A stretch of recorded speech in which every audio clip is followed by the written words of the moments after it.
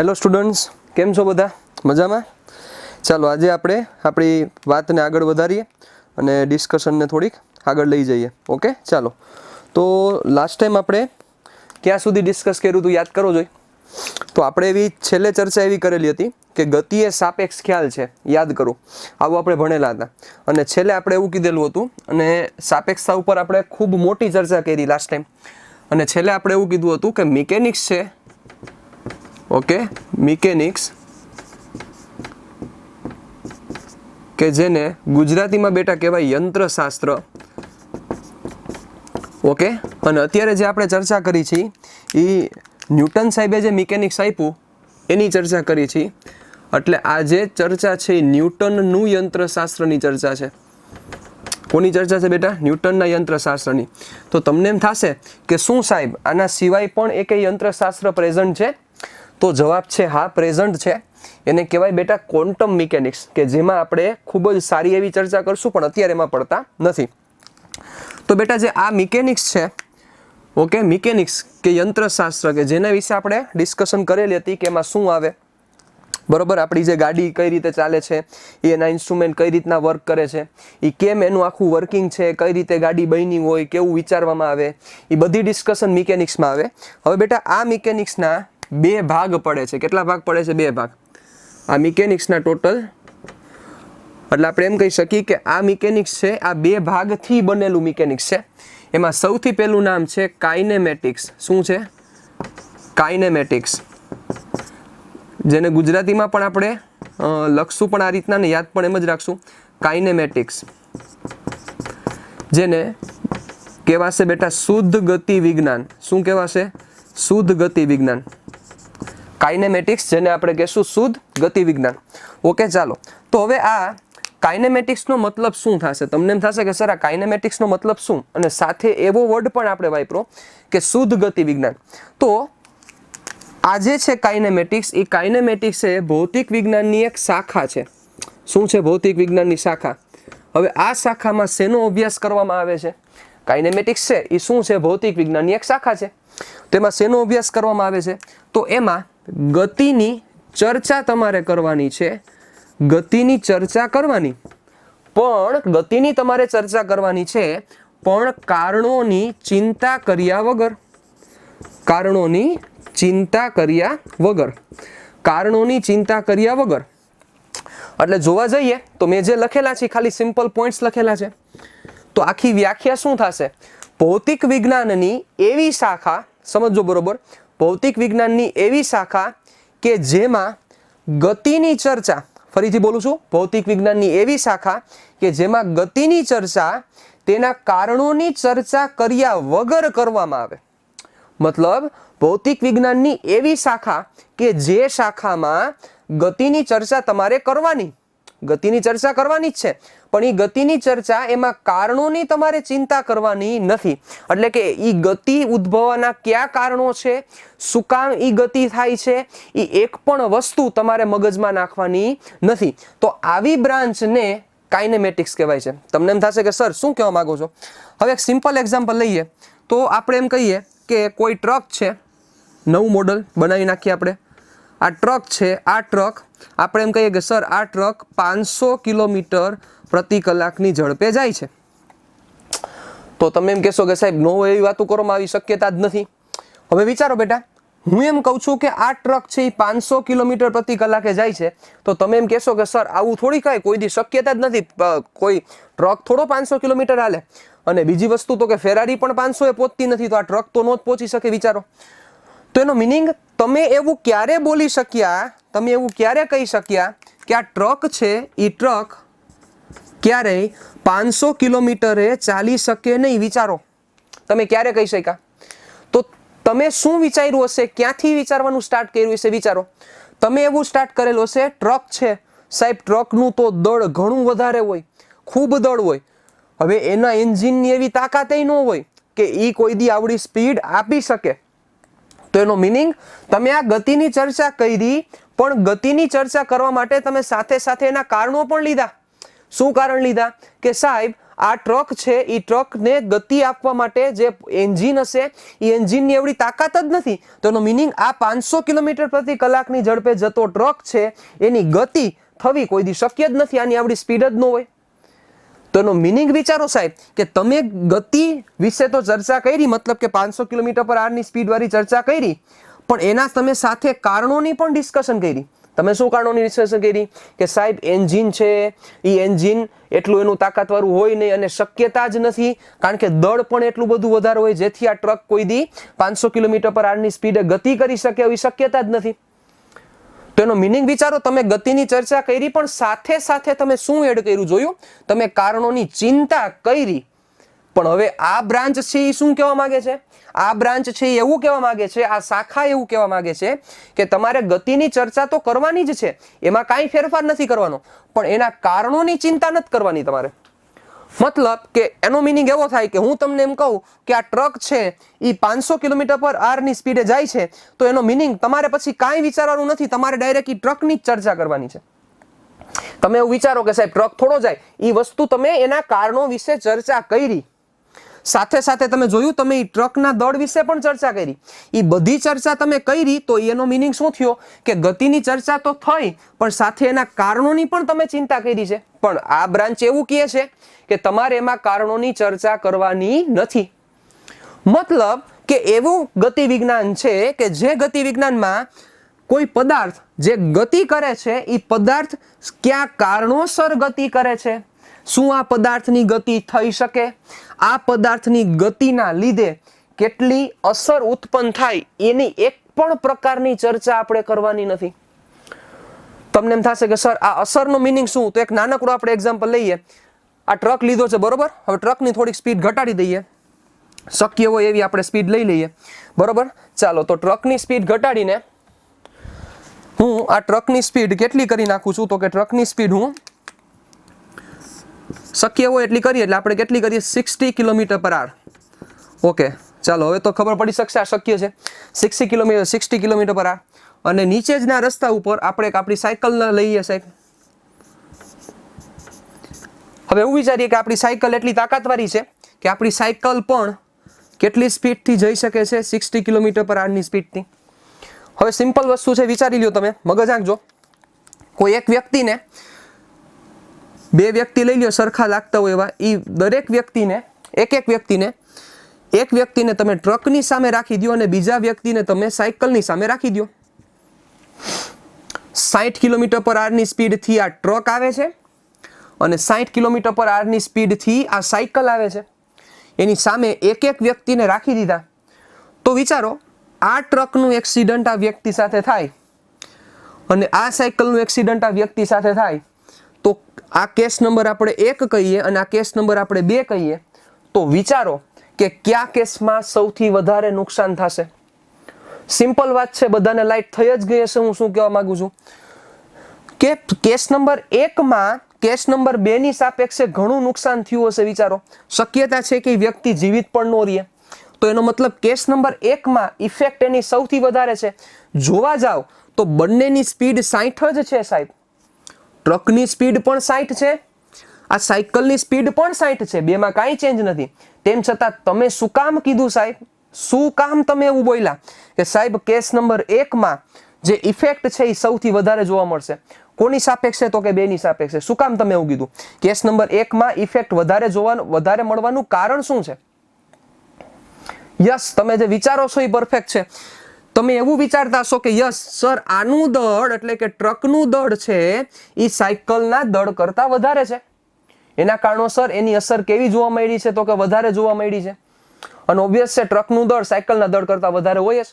તો બેટા આ બધી જે તમે ડિસ્કશન કરી એમાં તમે જોયું, તમે ગતિની ચર્ચા તો કરી છે, મતલબ 60 કિલોમીટર પર આર 60 કિલોમીટર પર આર એની ચર્ચા કરી છે, પણ સાથે સાથે તમે એના કારણોની પણ ચિંતા કરી છે. તો એનો મિનિંગ સમજી ગયા હવે તમે કે કાઇનેમેટિક્સમાં તો તમારે આ કારણોની ચિંતા કરવાની જ નથી. શબ્દ ખાસ પકડો, કારણોની ચિંતા કર્યા વગર, વ્યવસ્થિત રીતે આ શબ્દ ઉપર ધ્યાન દો, કારણોની ચિંતા કર્યા વગર તમારે કારણો વિશે ચર્ચા જ નથી કરવાની સાહેબ. તો એનો મિનિંગ હું તમને એમ કહું કે ટ્રક 60 કિલોમીટર પર આરની સ્પીડે જાય છે, હું તમને એમ કહું સાયકલ 60 કિલોમીટર પર આરની સ્પીડે જાય છે, તો એનો મિનિંગ ટ્રક 60 કિલોમીટર પર આરની સ્પીડે જાય છે. હવે તમારે બીજું કંઈ વિચારવાનું નથી, તમારે એમ જ વિચારવાનું ચલો એ 60 કિલોમીટર પર આરની સ્પીડે જાય છે. હું તમને એમ કહું કે સાયકલ છે એ 60 કિલોમીટર પર આરની સ્પીડે જાય છે, તો તમારે ખાલી એ જ વિચારવાનું છે સાયકલ છે એ 60 કિલોમીટર પર આરની સ્પીડે ગતિ કરે છે. તમારે એ પણ નથી વિચારવાનું કે ઓહો આની પાસે કેવડી તાકાત હશે, આની પાસે કેવડી તાકાત હશે, આનું એન્જિન કેવું હશે. આમાં તો એન્જિન હોય જ નહીં, આમાં એન્જિન કોણ હોય તો કે આપણા પગ, બરોબર. તો આપણા પગ કેટલી ઝડપથી ગતિ કરતા હશે એવી કઈ ચર્ચા જ નથી કરવાની. શું કામ? એ ગતિના કારણો પણ આવી ગયા છે, તો ગતિના કારણોની અહીંયા ચિંતા કરવાની નથી. એટલે હું તમને એમ કહું કે સાહેબ આ ટ્રક છે, આ ટ્રક 60 કિલોમીટર પર આરે જાય એટલે તમારે બીજું કાંઈ વિચારવાનું જ નથી. તો તમારે એમ જ લઈ લેવાનું છે 60 કિલોમીટર પર આરની સ્પીડે ગતિ કરે છે. શું કામ કરે છે, કઈ રીતે કરે છે, એન્જિનના બિહેવિયર કેવા છે, એ કાંઈ આપણે આમાં ચર્ચા કરવાની થતી નથી, જે કાઇનેમેટિક્સ છે, કે જેને શું કહેવાય બેટા? શુદ્ધ ગતિ વિજ્ઞાન. હવે તમને સમજાણું શુદ્ધ ગતિ વિજ્ઞાન. શુદ્ધ ગતિ વિજ્ઞાન નામનો વર્ડ શું કામ દીધો? શુદ્ધ શબ્દ ઉપર થોડોક ભાર આપો. તો શુદ્ધ શબ્દ શું કહેવા માંગે છે? શુદ્ધ ગતિ વિજ્ઞાન એટલે ગતિને જે આપણે સમજીએ છીએ, ગતિની ચર્ચા કરીએ છીએ, એમાં શુદ્ધ ચર્ચા કરવાની છે. શુદ્ધ એનો મતલબ કે તમારે એમાં કોઈ પણ પ્રકારની બીજી વસ્તુ એન્ટર નથી કરવાની. તમે આમ કહો કે કોઈ એક પદાર્થ છે, એ પદાર્થ ચાલીની સ્પીડે જાય તો પછી એ ચાલીની સ્પીડે જાય છે, સિમ્પલ. બીજું કાંઈ તમારે માથાકૂટ નહીં કરવાની. શું કામ જાય છે, કેવી રીતે જાય છે, શું કામ એને ગતિ ચાલુ કરી, એ બધા એના શું થયા બેટા? કારણોની ચિંતા થઈ. તો એ એકેય વસ્તુ આપણે આ બ્રાન્ચમાં કરવાના નથી, કે જેને કાઇનેમેટિક્સ કહેવાય છે. ઓકે, અને કાઇનેમેટિક્સનું ગુજરાતી નામ શું છે? તો કે શુદ્ધ ગતિ વિજ્ઞાન, કે જેમાં માત્ર શુદ્ધ ગતિની ચર્ચા કરવામાં આવે. ગતિ શું કામ ઉદ્ભવે છે, શું કામ એમાં ફેરફાર થાય છે, એના વિશે ક્યાંય ચર્ચા કરવાની થતી નથી. ઓકે, અને કાઇનેમેટિક્સ કહેવાય. તો આપણા સિલેબસમાં જે પાર્ટ 1 છે, એ પાર્ટ 1માં આવા 2 ચેપ્ટર છે. ચેપ્ટર નંબર 3 કે જે એક તો ઓનગોઈંગ છે, અને ચેપ્ટર નંબર 4 કે જેમાં આપણે પ્યોર ખાલી મોશનની જ ચર્ચા કરશું. ખાલી મોશનની ચર્ચા જ આપણે કરવાના છીએ. એમાં એના કારણો શું છે એના વિશે કાંઈ ડિસ્કશન કરવાના નથી. તો એવી બ્રાન્ચનું નામ શું પડ્યું? કાઇનેમેટિક્સ. શું નામ પડ્યું? કાઇનેમેટિક્સ. ચાલો હવે ફિઝિક્સની બીજી બ્રાન્ચ, કે જે બ્રાન્ચનું નામ છે ડાયનેમિક્સ. શું નામ છે? ડાયનેમિક્સ. ફિઝિક્સની બીજી બ્રાન્ચ એટલે એમ કહી શકીએ કે મિકેનિક્સ આ 2 બ્રાન્ચનું બનેલું છે, કાઇનેમેટિક્સ અને ડાયનેમિક્સ. એમાં આપણે પહેલી બ્રાન્ચની વાત કરી ગયા, હવે ડાયનેમિક્સની ચર્ચા કરીએ. તો ડાયનેમિક્સ ને આપણે યાદ પણ ડાયનેમિક્સ જ રાખશું, એમાં કાંઈ ફેરફાર નથી કરવાનો. ડાયનેમિક્સ, અને આને જેમ આપણે નામ આપ્યું ને શુદ્ધ ગતિ વિજ્ઞાન, એમ અહીંયા આનું નામ છે ગતિ વિજ્ઞાન. શું નામ છે? ગતિ વિજ્ઞાન. ક્લિયર? ચાલો, તો હવે આમાં આપણે શું ચર્ચા કરશું? સિમ્પલ છે, તમે સમજી જ ગયા છો. શું આવશે? તો કે આમાં ગતિની ચર્ચા તો કરવાની છે જ, પણ સાથે એના કારણોની ચિંતા અને વસ્તુના ગુણધર્મ. ઓકે, તમે સમજી ગયા?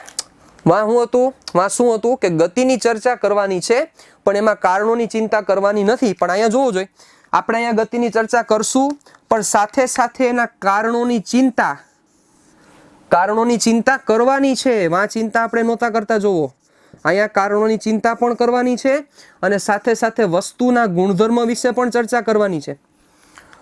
જેમ કે આપણે સિમ્પલ એક્ઝામ્પલ આપી દઈએ, જેમ અહીંયા ચર્ચા કરી, એ જ ચર્ચાને આપણે વિચારી લ્યો. જે તમારા મગજમાં બધા પ્રશ્નો હતા એ હવે અહીંયા ક્લિયર થઈ જશે કે આ ટ્રક 60 કિલોમીટર પર આરની સ્પીડે ગતિ કરે છે, એવું હું બોલ્યો.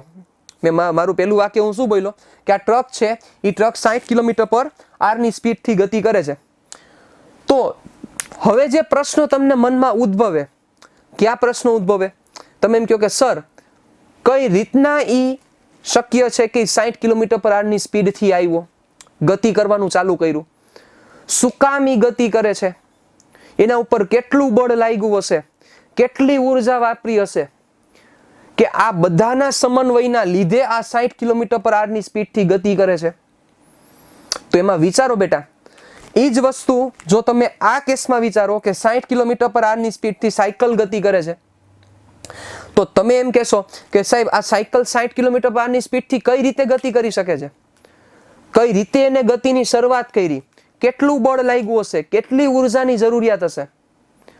જો ઉર્જા વિશે થોડીક આમાં ચર્ચા કરીએ તો વિચારો જોઈએ બેટા, આ સાયકલને 60 કિલોમીટર પર આરની સ્પીડે પહોંચાડવા અને ટ્રકને 60 કિલોમીટર પર આરની સ્પીડે પહોંચાડવા, બે માંથી કયા કેસમાં તમારે ઉર્જા વધારે જોશે વિચારો.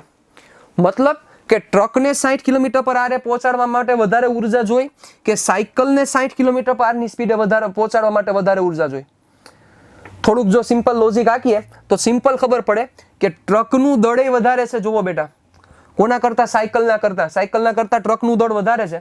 તો ઓબ્વિયસ છે બેટા, જેનું દળ વધારે હોય તો ઓબ્વિયસ છે જેનું દળ વધારે હોય તો એને ખસેડવા માટે આપણે ઉર્જા પણ કેવી દેવી પડે? વધારે દેવી પડે. હવે આ એક માર્કર છે, આ માર્કરને તમારે આ જગ્યાએથી અહીંયા ખસેડવી હોય તો તમે એને કેટલું ખાલી બળ આપશો? આમ થોડુંક જ ખાલી બળ દેશો, આમ થોડુંક બળ દેશો તો સીધી ટ્રાન્સફર થઈ જશે. પણ બેટા અહીંયા લાકડાનું ઓલું કેમ થડ હોય, ઝાડવાનું થડ હોય, તો ઝાડવાના થડને એક જગ્યાએથી બીજી જગ્યાએ ટ્રાન્સફર કરવું હોય તો સમજી ગયા તમે કે ઉર્જા લાકડાના જે આપણે જે થડ લીધું હતું એ થડ વાળા કેસમાં ઉર્જા કેવી દેવી પડે? વધારે દેવી પડે. તો એ જ વસ્તુ અહીંયા બની ને સાહેબ, કે ટ્રકની સ્પીડ 60 કિલોમીટર પર આર સુધી પહોંચાડવા માટે તમારે ઉર્જા કેવી દેવી પડશે? વધારે દેવી પડશે. તો બેટા વિચારો, આ બધી જે તમે ચર્ચા કરી એ ચર્ચામાં તમે ગતિની ચર્ચા તો લઈ જ લીધી. હા, લઈ લીધી. શું કામ? ગતિ તો આવી જ ગઈ 60 કિલોમીટર પર આર. પણ સાથે સાથે તમે શું કર્યું? તમને લાઈટ થઈ? સાથે સાથે તમે આ પદાર્થની પણ ચર્ચા કરી. કઈ રીતે ચર્ચા કરી? હમણાં બોલ્યા ને કે આનું દળ વધારે છે, આનું દળ ઓછું છે, તો આને ગતિમાન કરવા માટે ઉર્જા વધારે દેવી પડે. એનો મતલબ કે ગતિના કારણોની ચર્ચા પણ કરી અને સાથે પદાર્થના ગુણધર્મો વિશે પણ ચર્ચા કરી. પદાર્થ એટલે વસ્તુના ગુણધર્મો વિશે પણ તમે ચર્ચા કરી. કઈ રીતે કરી? તમે કીધું ને કે સાહેબ આ 60 કિલોમીટર પર આરની સ્પીડે આવ્યો કઈ રીતના? 60 કિલોમીટરની સ્પીડ એને મેળવી? કઈ રીતે આ થયું હશે? એ બધા શું થયા? એના કારણો. કોના કારણો? ગતિ ઉદ્ભવવાના કારણો. એ કારણોની તમે ચિંતા કરી અને સાથે સાથે વસ્તુના ગુણધર્મો વિશે પણ ચર્ચા કરી. વસ્તુના ગુણધર્મોમાં શું આવ્યું? તો કે આ જે ટ્રક છે એ ટ્રક કેટલી સ્પીડથી ગતિ કરે છે? સર, ટ્રકને ગતિ કરવા કરતા સાયકલને ગતિ કરાવી કેવી પડે? સહેલી પડે.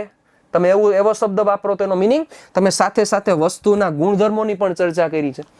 તો ફિઝિક્સની એવી બ્રાન્ચ કે જે બ્રાન્ચમાં બંને વસ્તુ ડીલ થાય છે કે ગતિની ચર્ચા તો કરવાની જ છે પણ સાથે સાથે એના કારણોની ચિંતા પણ કરવાની છે અને એના વસ્તુના જે ગુણધર્મો, કઈ વસ્તુ બેટા કે જે ગતિ કરે છે એના ગુણધર્મો વિશે પણ આપણે ચર્ચા કરવાની છે. તો ફિઝિક્સની આ બ્રાન્ચ ને કેવું નામ દેવામાં આવેલું છે? ડાયનેમિક્સ. અને ડાયનેમિક્સ આપણા માટે ખૂબ જ અગત્યનું છે કારણ કે ડાયનેમિક્સના જ મોટા ભાગના ચેપ્ટર છે. તમે એમ કહી શકો આપણા ચેપ્ટર નંબર 5 છે, પાર્ટ 1 ના ચાલી ચર્ચા કરું. 5, 6, 7, 8, આ 5, 6, 7, 8, સાતમામાં થોડોક પોર્શન કાઇનેમેટિક્સનો છે, બાકી બધો પોર્શન આ ડાયનેમિક્સનો છે. એટલે 5, 6, 7, 8 આ ચારે ચાર ચેપ્ટર ડાયનેમિક્સને લગતા છે અને ડાયનેમિક્સ જ ચર્ચા કરવાની છે. ત્યાં આપણે બધી એવી જ ચર્ચા કરવાની છે કે સર આવું કેમ થાય, કઈ રીતે થાય, શું કામ આવું થયું, કઈ રીતે આ પોસિબલ છે, આ બધી ચર્ચા આપણે ક્યાં કરવાના છીએ? તો કે ડાયનેમિક્સમાં. તો હવે તમે સમજી ગયા કે આ મિકેનિક્સ એટલે કે ક્લાસિક યંત્રશાસ્ત્રની જે આપણે ચર્ચા કરી રહ્યા છીએ, ન્યૂટનનું ફિઝિક્સની ચર્ચા કરી રહ્યા છીએ સાહેબ, આ મિકેનિક્સ ટોટલ 2 ભાગમાં વિભાજિત થયેલું છે, કાઇનેમેટિક્સ અને ડાયનેમિક્સ. કાઇનેમેટિક્સનો મતલબ શું છે? જે આપણે ચર્ચા કરેલી છે, ગતિની ચર્ચા કરવાની છે પણ ચિંતા કરવાની નથી.